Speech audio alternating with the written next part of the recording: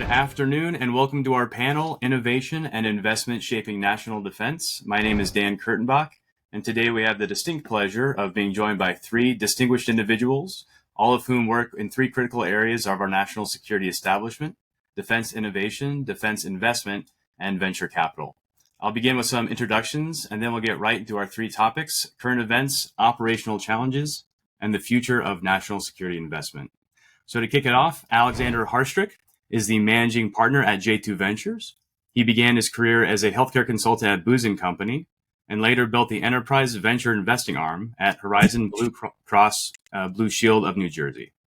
Alex serves as a U.S. Army Reserve Intelligence Officer and has deployed with the Special Operations Joint Task Force to Afghanistan and Iraq. Alex was previously at the Defense Innovation Unit, where he led human systems and joint command investment efforts in the DoD. Alex holds a BA from Columbia and an MBA from Harvard Business School. Next up is David Rader. He is a senior advisor at the Defense Innovation Unit and an adjunct fellow at the Foundation for Defense of Democracy. He was previously the deputy director of the Global Investment and Economic Security Directorate at the DoD, where he was an expert on industrial policy and CFIUS-related matters.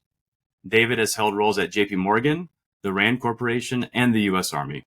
He earned a BA from the University of Arizona, a JD from Michigan State, an MS from Johns Hopkins, and finally, an MBA from Northwestern.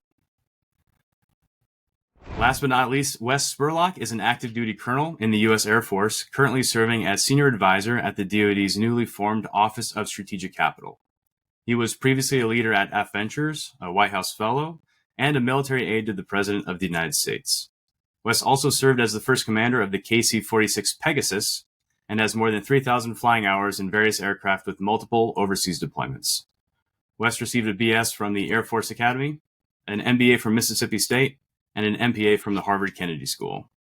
And so let's start with you, Wes. Let's dive right into it with current events. So in December, Congress passed the 2024 National Defense Authorization Act. Can you talk a little bit about OSC, probably just for the people who don't know, and then how it was impacted by that NDAA, including any changes to your authorizations and authorities? Absolutely. Thanks, Dan. And I'm trying to get a couple more of those schools so I could be more like David Rader. But, I'll try to make it in basic terms based off of my lack of pedigree in that sense. So the Office of Strategic Capital, OSC, was stood up by the Secretary of Defense in December of 2022. With the mission mandate to attract and scale private capital towards national security, specifically the critical technology areas that we find ourselves really needing to pump up the focus on, especially bringing the private capital markets into play, but making sure that we're working as a good partner in that sense. Throughout the last year, we've been analyzing the different market areas, different technology areas, and figuring out how we can be the best partner in that relationship. And in December, the Congress agreed with that and authorized not just the stand-up of the Office of the Strategic Capital in law, but they authorized the use of tools like loans and loan guarantees in different critical technology areas for us to be able to execute that mission. So it was a huge win for us to be the first time the Department of Defense has been operating in this space. There's currently 131 federal credit programs in the federal government, none in the Department of Defense, Justice, or Labor. And so for us, it's a big win and an opportunity to really show how these tools can be used like they are throughout the federal government, but specific to our mission mandate, which is national security and emerging technology. Fantastic. Thanks for that, Wes. Now, as I understand it, and correct me if I'm wrong, first comes the authorizations, but you also need to appropriate funds in order to be able to execute your mission. Can you talk more about that, what that looks like, the process, both on Congress's side and also within OSC and the DoD? Absolutely. So the office has been stood up and established, and we have the authority to do that. But with these types of programs, it is critical that the appropriations also come alongside that. As most of the folks are aware, authorities and appropriations are required for any of these government programs to really be put to execute. And so for us, we're kind of eyes looking down the track, doing as much as we can with the authorities we have to figure out how we can best utilize those authorities, with the hopes that we have the appropriations that Congress sees fit in the next couple months to get that working. Once we have those two, we'll look at what Congress has kind of told us to do through those authorities and appropriations, and then work to build and execute a program that will maximize the use of these tools, but also maximize the efficiency of these taxpayer dollars to achieve our objective. That makes a lot of sense. Thanks, Wes. And I'm going to call an audible and actually ask a follow-up question on that point to Alex. And so as a VC that focuses on the defense space, are you and other VCs looking closely at what happens with the Office of Strategic Capital and its own authorizations and authorities? Yeah, unquestionably. I think Wes and the broader team have done a fantastic job of engaging the community. Even people that I would describe as not being previously sympathetic to this strategy are paying a lot more attention for, in my opinion, the right reason, which is the providing of leverage and making things that would otherwise be uninvestable on a VC, either time scale or return scale, fit that category, brings a tremendous amount of value to the United States. I would say, to correct one thing, while we do invest in defense adjacent technologies, I wouldn't necessarily qualify myself as a defense investor just because I don't believe investing in defense alone is a good strategy. What the Office of Strategic Capital does, though, is make things that I think would otherwise really only have a market in working with the federal government be something that would have a return profile that would be investable even by venture capitalists. And so I can talk a little bit more about that. But yeah, unquestionably, very popular strategy among especially emerging VCs. So I would say people with a track record of less than 10 years. That's helpful. Thanks, Alex. And let's follow that up then. So for those who don't know about J2 Ventures, can you talk about the firm a little bit, about its inception, investment philosophy, and then we'll talk about the current events aspect? Absolutely. And I think it's most important to point out that I'm not taking this call from my home. While I appreciate the American Southwest, this is not actually my artwork. I credit this with the good people at Marriott for putting me up at their hotel. But by background, J2 Ventures was formed in 2020. We manage a little over $200 million. And the intent of our strategy is to look at deep technology bets in 4 critical areas: telecommunications and infrastructure, advanced computing, healthcare as it relates to remote physiological monitoring, and next generation cybersecurity. We happen to work very closely with the US government because we feel that the best way to de-risk very, very deep pieces of technology is in working with a cost indiscriminate entity like the US government. I had the pleasure of working directly with Wes at AFWorks, among a couple of other people that are the Office of Strategic Capital. We had made reference to the Defense Innovation Unit. And what I found fascinating, Dan, was so few investors when we got started in 2020, or when we originally iterated on the strategy in 2019, wanted anything to do with the federal government. I mean, if you talk to these people, if the federal government was a part of their strategy on a company they were seeking to invest, regardless of the fundamentals of the company, they wouldn't touch it. Outside of a couple of funds that were so large, they had to have some kind of exposure to the strategy because their AUM was so large. So we felt that there was a gap in the market to be able to build a very robust investment firm that targeted exactly that. And I would argue, and this might come up later, with almost no sympathy towards service or mission, but a pure focus on what we think are good companies, which I think happen to work with the Department of Defense.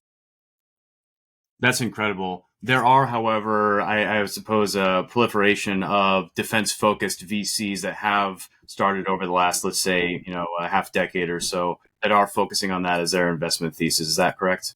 Yeah, absolutely. And the reason I felt it was important to make that distinction is I think it's very good that these investment firms exist. They're very prolific. A new one seems to emerge now every week.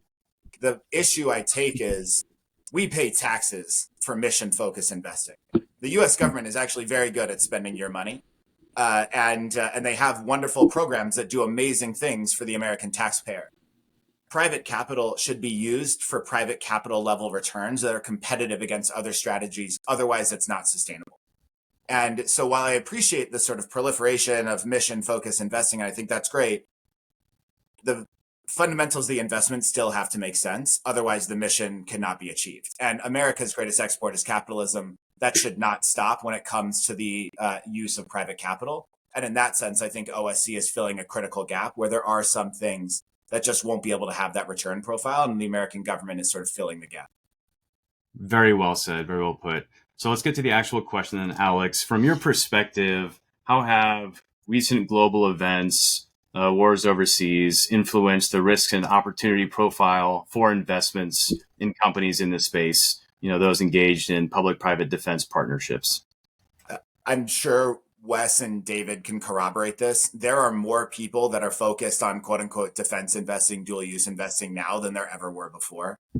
Maybe the data would be a little skewed after the Cold War or during the Cold War, but I don't think venture capital was really anything back then. And so, in the sense, since the advent of venture capital, I don't know that there have been more people focused on this. I think the problem is the popularity of global events have obfuscated the investment rationale of investing in this asset class. So people are saying things like the world's an increasingly dangerous place. We need more technology to defend it. Completely understand that.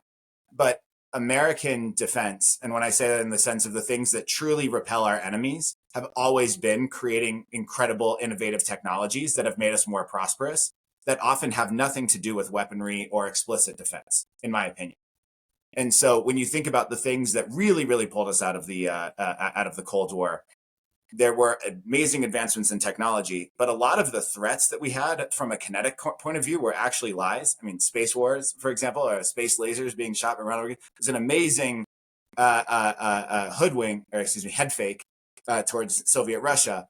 But in actuality, the things that we invested in, computer chips, better air superiority, which you could argue has some weaponry components to it, but a bunch of sort of plethora of technologies, we came to the conclusion that it was perpetual innovation for perpetual prevention. And so the better America is as an export, the more our enemies are even going to want to join us in embracing those exports. And I think that the critical to creating that is working with the U.S. government. Perfect. Thank you. Dave, let's get you in here. Can you talk a little bit about how the Defense Innovation Unit is facilitating new models of cooperation between the military and the tech industry? I know there's been multiple iterations of DIU since its inception, particularly in the context of recent international conflicts. Yeah, I mean, you caught me in a weird part in the calendar because Replicator is ongoing right now. Dr. Hicks, the Deputy Secretary of Defense, just announced that, but it's not really publicly announced yet. I mean, some of the aspects of it. And then DIU 3.0, Director Beck's new agenda for DIU's mission mandate also is yet to be announced. So I wish I could, time machine us forward 60, 90, 120 days and get that to really enrich this conversation. I will say, though, I mean, nothing about the core of DIU has changed in the sense of our job is to scout emerging and critical technologies, match that to warfighter demand or service needs, really make sure that the capital partners play a role in helping shape that to make sure it's commercially viable and market realistic. So, our engagements remain constant and meaningful, both domestically and overseas. Director Beck has done a really good job in expanding our purview and our scope to work more closely with allies and partners. I hate to do the cliche of as we live in a global economy, but we do. And so we're being more cognizant of the U.S. can't make everything. We're not going to. We're not good at it, at everything.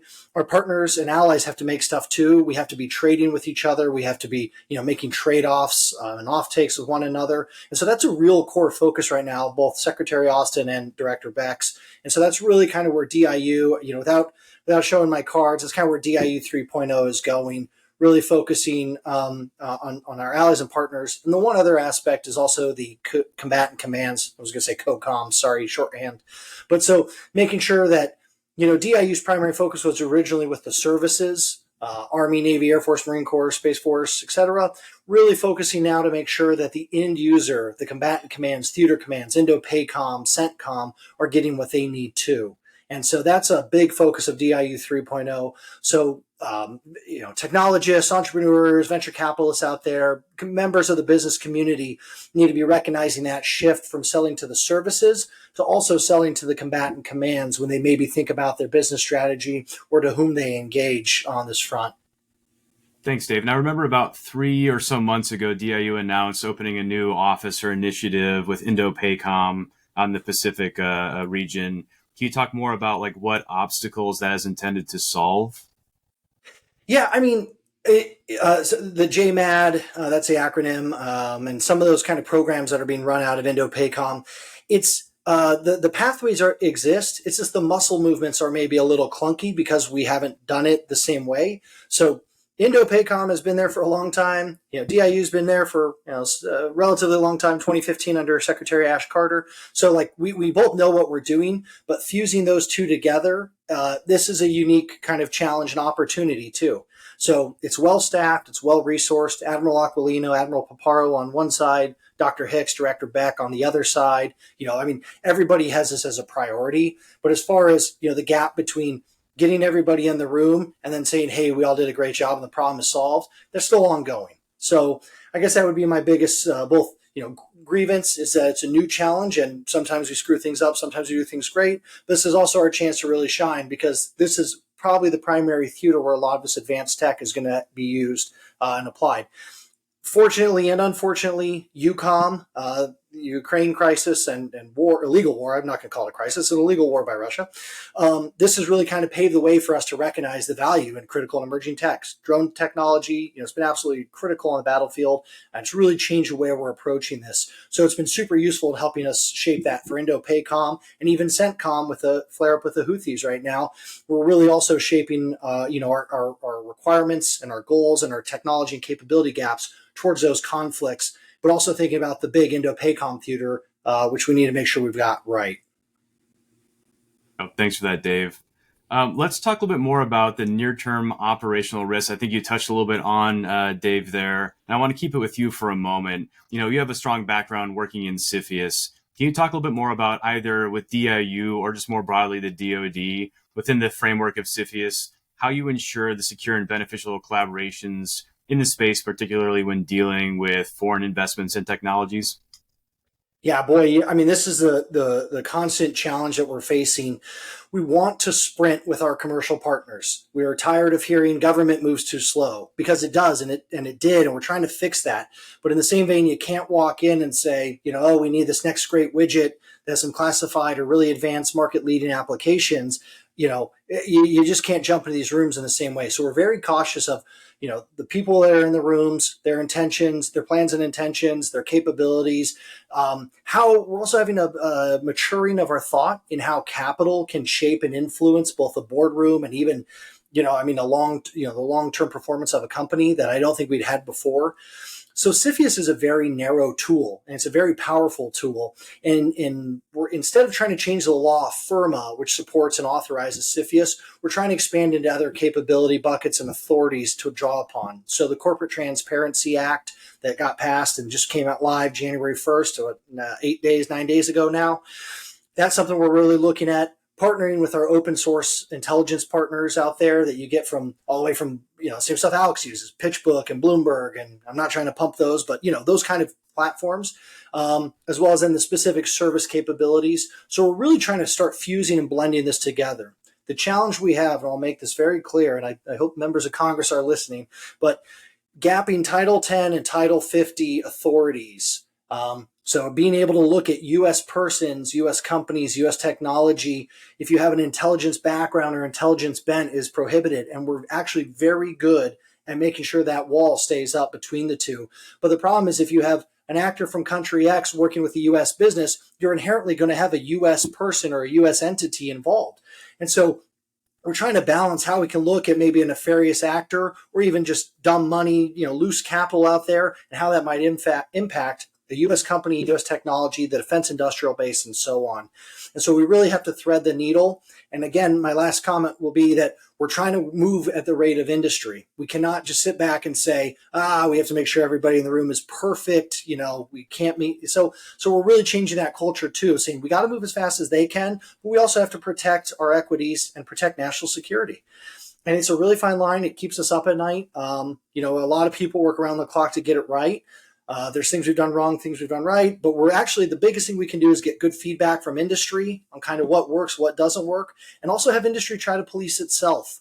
And I hate to make that mandate because it's government's job ultimately to protect the public, but also it makes our job a lot easier and we're better partners if industry and the private sector is willing to also police itself and make sure that they're very closed-lipped about their meeting with the government, and that they don't invite the wrong actors into the room. They don't open their data rooms, to potential nefarious actors. So it's a big ask, but we're all in this together. And defense innovation and defense investment will not be as productive if industry doesn't police itself. And we will not be as good at investing and innovating on the defense side if we also don't move at the rate and pace necessary to keep up with our private sector partners.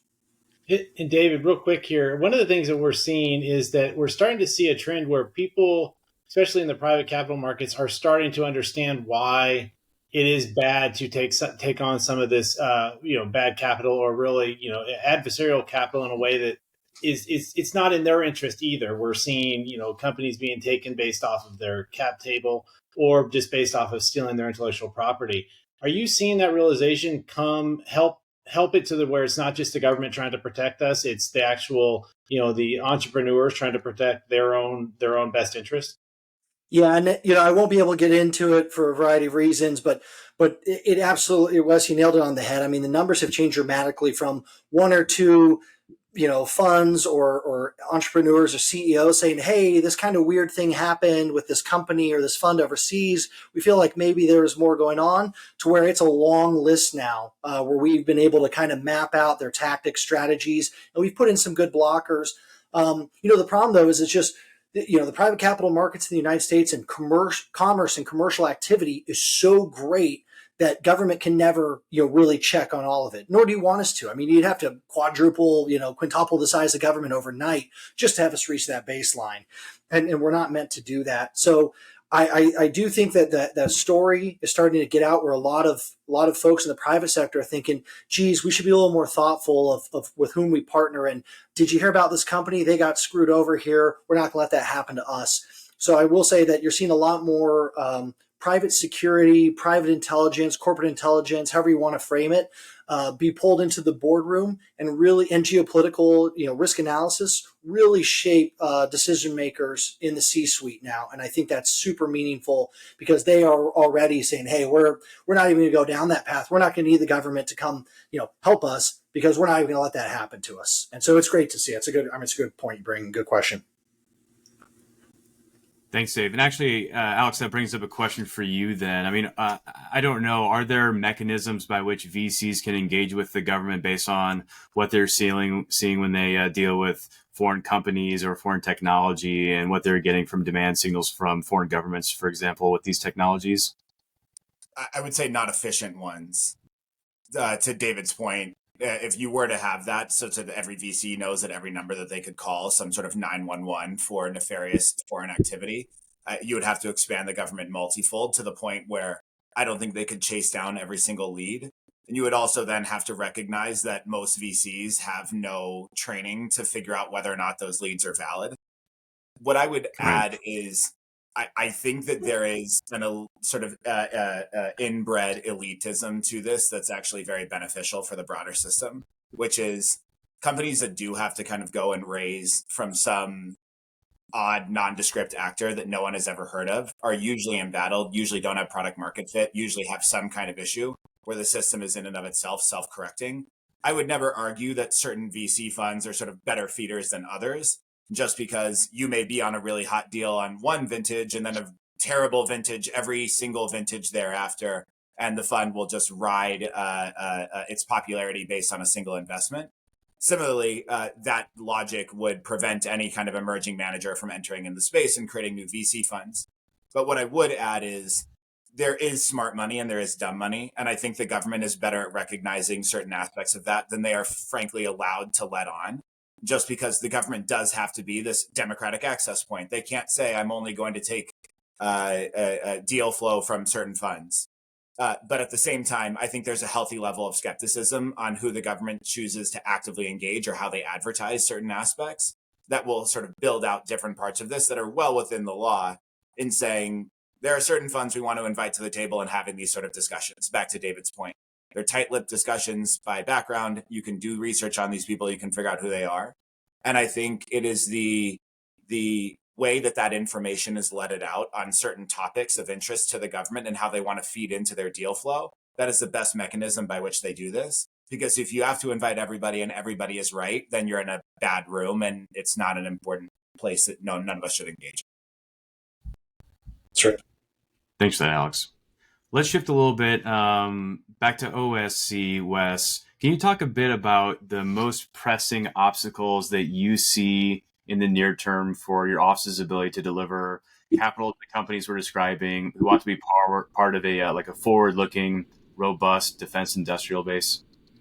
Yeah, absolutely. I mean, I think first of all, the most pressing obstacle right now is obviously working through ensuring that we have the appropriations and authorities to operate in this space. We already talked about that, so I'll kind of put that aside.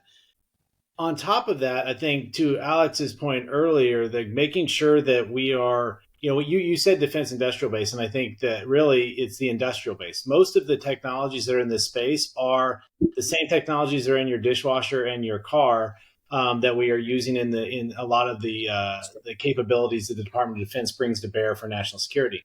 So that being said, that there's a commercial, dual use is kind of maybe overused, but almost all of this, like we're learning more and more to take on things that are commercially viable are also going to be viable for the products that we're working on, and the suppliers that we use in the Department of Defense rely on those same technologies.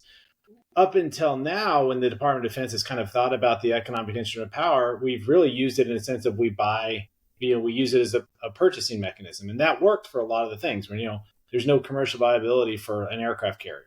But, a lot of the 14 critical technology areas that are laid out for the Department of Defense, quantum computing, there's hypersonics, there's all of those technologies. Really, most of them are dual use and for the most part commercial use. And so that is kind of a messaging thing for us. And then along with that messaging thing is then convincing, when I tell you that we're looking to utilize loans and loan guarantees, most people in this think about what their mortgage is on their house.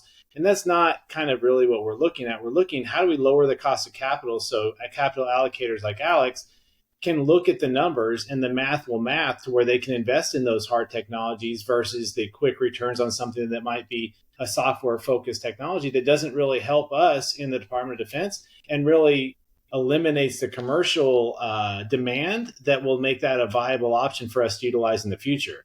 And so it takes a little peeling back of the onion to understand what exactly we're talking about and how we're using these tools. These tools are being used, across all the federal government.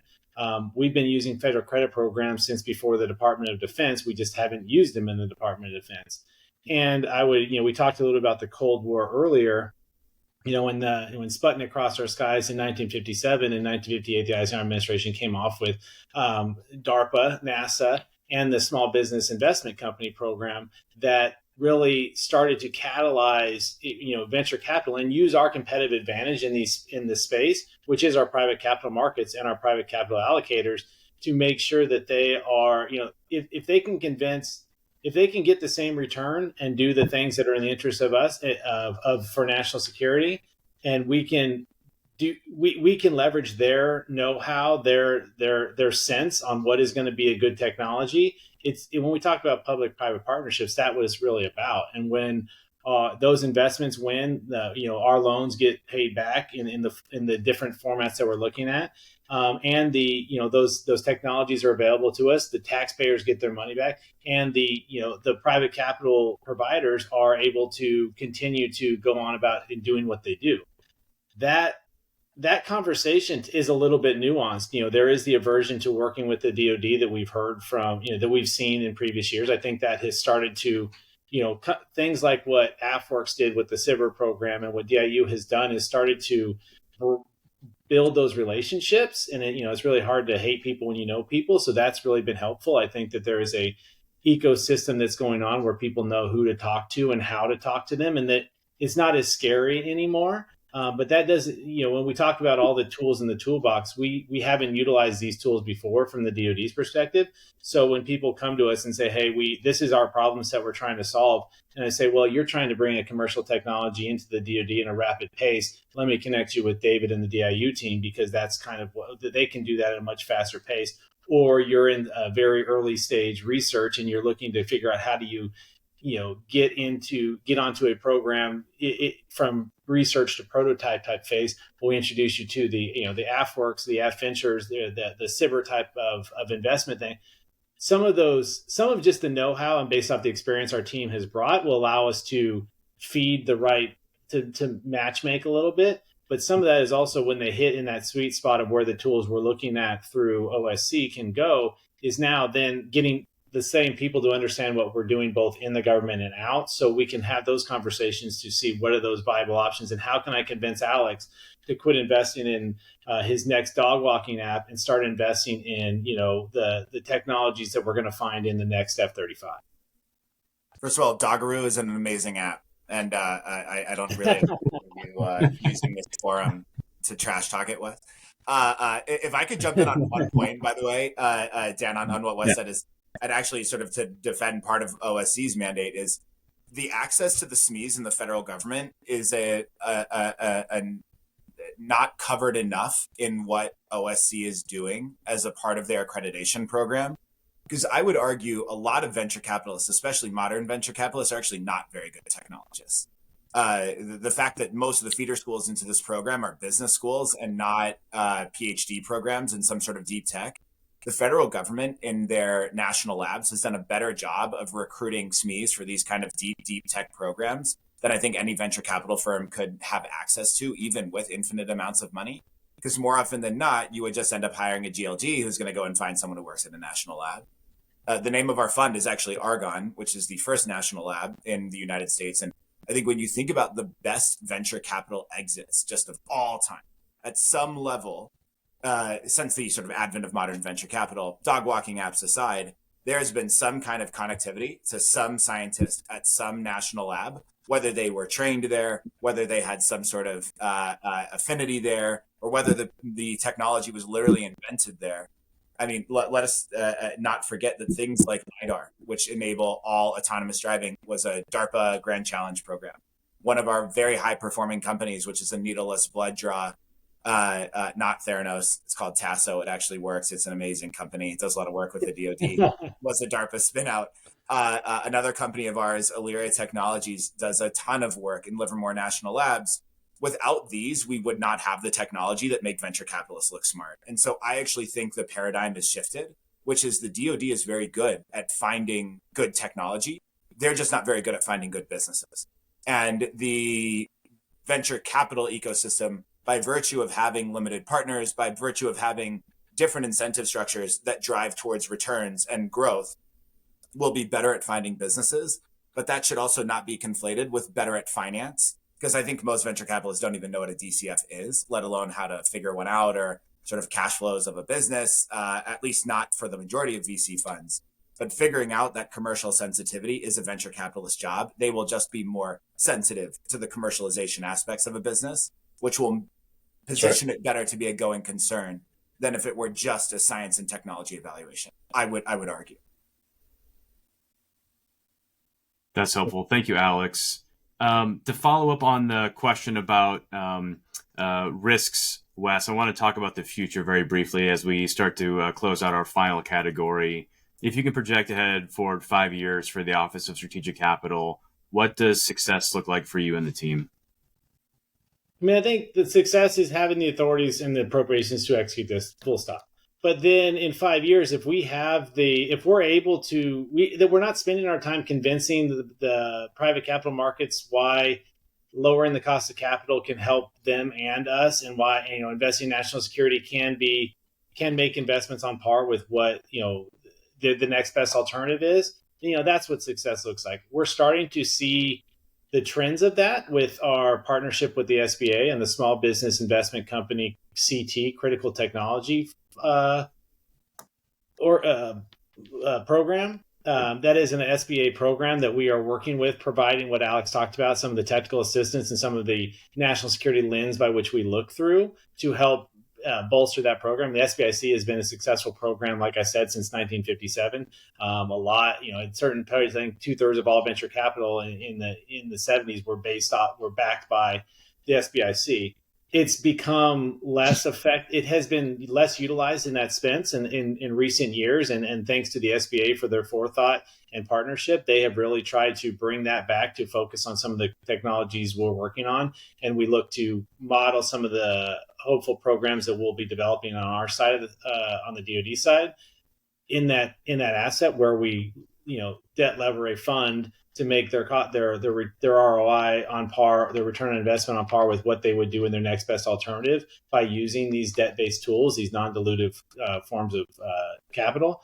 That is, that is showing us we're getting a lot of interest. There's a lot of folks that are applying, that are getting licensed and working through that process just in the recent months. So I think that's a good sign. But it's like a lot of things in government. We make a lot of letters and TPS reports, but until we're actually seeing the outcome of this, that is what success looks like. We look back at a lot of the team worked at the AFWorks side of the house and watched what kind of happened with the SIBR program, where we had 70% of the companies last year had not worked with the government before. That's a huge win. That starts to build those relationships that we can then leverage down the road. There starts to build a sense of trust that it's not just everybody out to get us, because this is a mutually beneficial type of arrangement. So for us, as we can start to leverage those relationships, continue to demonstrate success for both the public and the private sector in this space, but all in all for the taxpayers and our overall national security. That is what I think success looks like in 5 years. And I think that's in the form of a willingness to cooperate and work together, which it's here now, but it's going to require demonstrated success and continued support. Thanks, Wes. David, similar question to you about DIU 5 years in the future. Can you talk a little bit about how you think about the organization and how it's going to need to adapt to future challenges, in spite of the fact that those are unknowns to date? Yeah, I mean, I'll pull on Alex's comments. I heard him mention DARPA, I believe 2 or 3 times, and DARPA does incredible work. And so we're hoping for a world which exists where Alex, or the next version of Alex, says that about DIU. So if I want to pretend to be a pilot like Wes and I take my hover car, I want somebody to be like, oh, wasn't that a DIU spinoff from 27? Like, that's DIU success for me. And so to have it be a household name or an innovation name, I mean, it already is, but to be able to point and say, oh yeah, you're the folks that, you spotted tech X, and now, gosh, I use it every day. Thanks, man. And so that's what I'm looking for.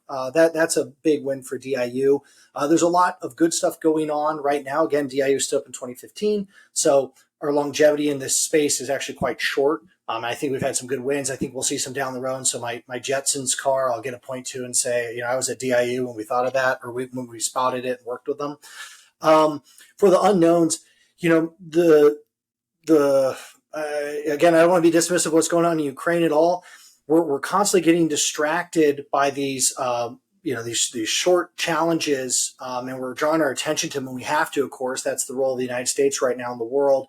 And so trying to equip ourselves to match technology gaps and needs in all these unique places is very critical and necessary. But we really need to be focusing on our core adversary, which is China, or at least, as we sit today, it is. So big success for DIU for me is having a long-term solution to address our true problem, long-term problem, while also being able to serve the short-term needs of our country and our allies and partners. But yeah, having a whiz-bang product and having Replicator become a real thing and really deliver outcomes and effects that we need to secure our national security and economic security in the Indo-Pacific, that's my long-term, put it on my vision board kind of stuff. That's helpful. Thank you, David. Yeah, and I'll say one thing: over the last 20 plus years, no one can say that America has not been forced back to think about the Middle East time and time again, despite all intents to do something different. To that point, Alex, I'd love to hear your take.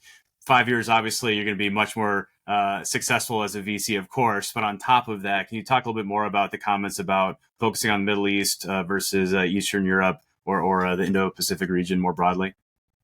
Yeah, I think number one, top of mind, is staying at a hotel with better artwork in the background. It will add to my gravitas. Maybe something with like a Pentagon logo, even if I'm in Las Vegas. The 5 years from now, I think Dan, and to sort of tie together Dave and Wes's points, is defense investing should just be a non-concept. It should be synonymous with good investing.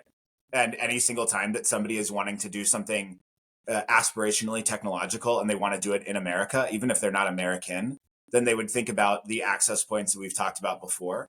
I think DIU is already extremely famous, and I think it owes to no individual It's the ethos of the organization, because DIU's core capability is other transaction authorities, which have existed since the 50s, right? I mean, it's what 2371B that allowed us to basically build up a bunch of spacecraft and compete against the Soviets. And what DIU did that was different than any other organization is they said, we're going to solely focus on OTAs, and we are going to be very selective about the people we recruit. At one point, that was even weaponized against DIU completely unfairly about that reflection of how they were going to recruit certain people, which is just a ridiculous point that we can debate later. But I think when you think about companies in the future, there should just be less caveats, both good and bad, about the aspiration to work with the government. Because right now, I would argue the popularity of the strategy of working directly with defense is actually very dangerous. It has come up so quickly and so precipitously with people that don't fully understand it, that we are at risk of creating a bubble in a space that should not have a bubble. This is not some kind of invention like a crypto where there's really no fundamentals behind it. Every good company should want to work with the DoD, in my opinion. And I think we should focus more by leveraging folks like DIU, by leveraging the Office of Strategic Capital. I would also argue amazing organizations like AFWorks that are actually very good at vetting these technologies to look as a key precursor for early stage tech that is better than other technologies that claim they will work with the federal government, when in reality, that is a mass pivot for a bad company that just can't sell to anybody else. Absolutely, Alex. And I presume part of your investment team's investigation as you're doing diligence on some of these early stage companies is their ability to, or past performance working with places like AFWorks or DIU. And if not, I presume that's something that you walk them to if there is a potential defense application. 100%. And I think one of the things that we had talked about before, Dan, because you and I talk a lot, you're an extremely smart person, and I really, really value the things that you have to say, but is there was an article that came out that I think misrepresented what it means to be successfully engaged with the Department of Defense. And they talked about just all these senior people, this sort of revolving door of government. Revolving door almost always has a negative implication to it. What I would argue is defense investing has existed since George Washington crossed the Delaware. He didn't own any boats. Somebody sold him the boats. The first defense investor was created. Congratulations. That's amazing. Now, there's someone who is going to historically fact check this and tell me that none of that is true. It doesn't matter. The story is apocryphal. Let's all relax. But what I would say from the broader point is, 4-star generals have been retiring out of the Continental Army, the U.S. Army, whatever it is that you want to call, and going and work in the private sector as part of an upward trajectory of what they consider to be the future of their career since the military was invented in some capacity or other. If I could imbue one thing on the startup environment coming out of things like that, where you would think you need somebody senior, you need the imprimatur of a certain fund, you need this or that, and I have benefited from this in a big way, is that the systems that David and Wes and others are creating are meant to democratize access to the government such that the best companies will win, regardless of the person it is who put that company forward. I would actually argue that it is untoward to overly rely on the bona fides of bringing on some senior advisor or bringing on somebody who is overly specialized, because it will push the company to do things that are not in the best interest of the going concern of that company and are instead tied to incentives about that person or that firm trying to prove their value, as opposed to building up an amazing company. When you think about the best VC funds of all time, they actually have a pretty diversified pool of bets that they've done very, very well on. And that's because the VC fund understands that at the end of the day, it is the entrepreneur, the founder, the CEO, the team, whatever, that has to bring these things across the line. I can bring 100 horses to water, but if that horse does not know how to drink, I will never invest in Google. And I realize I've conflated a lot of things there. But the broader point is, it does not matter who's on your board. It really does not matter who invests in you. Good companies are good companies, and I think those good companies should work with the DoD. Well, amen. Well, that closes out the formal portion of our call. I do have one final question for each of you, because I know you spent a lot of time thinking about this.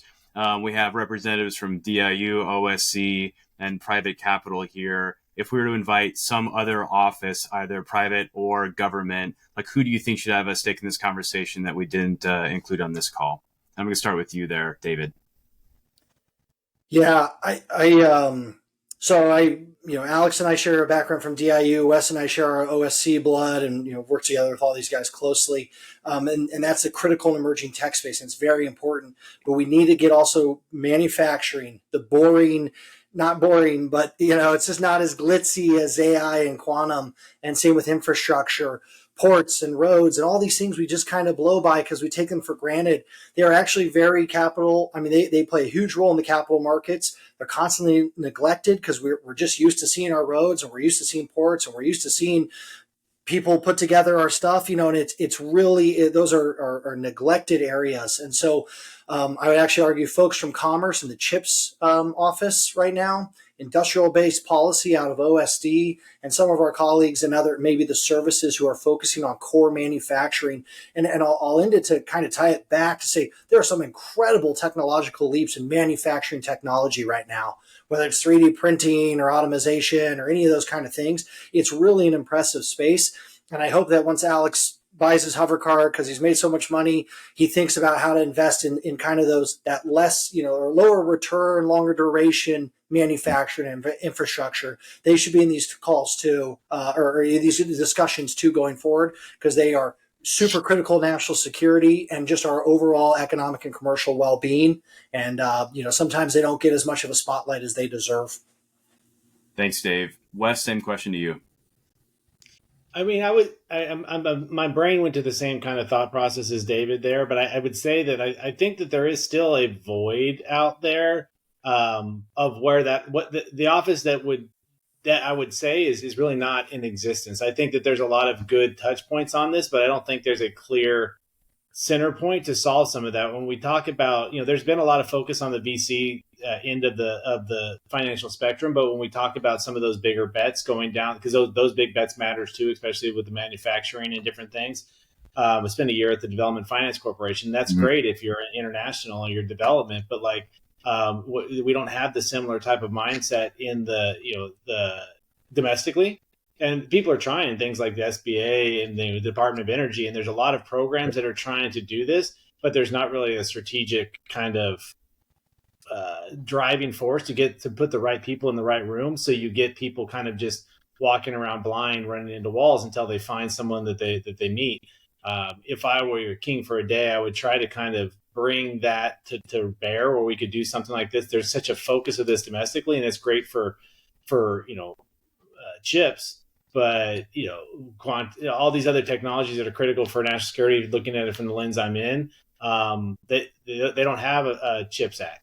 And so until we get somebody that's kind of looking at that and has the ability to act and the authorities to operate, we're going to continue to do the best we can from within the government, but it may not be the most efficient, effective way. And when I think about these things, when I'm looking at what we're doing from OSC and what we're trying to do, my mom can understand that, right now our tools of using grants and contracts can be effective, and there's certain spaces those work.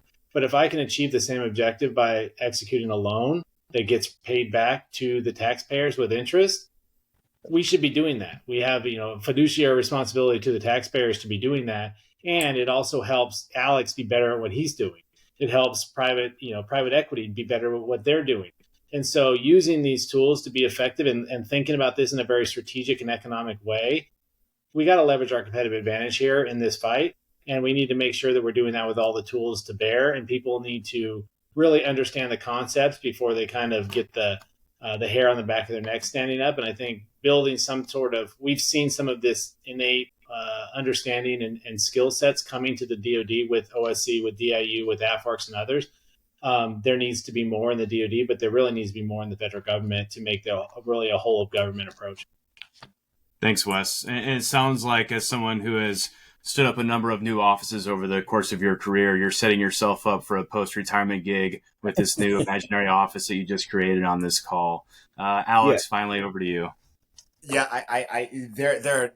Both of those answers are phenomenal. I think one of the answers that I would give would be having a middle market private equity perspective, where I think is one of the few asset classes that a defense-only perspective is a very, very good investment strategy.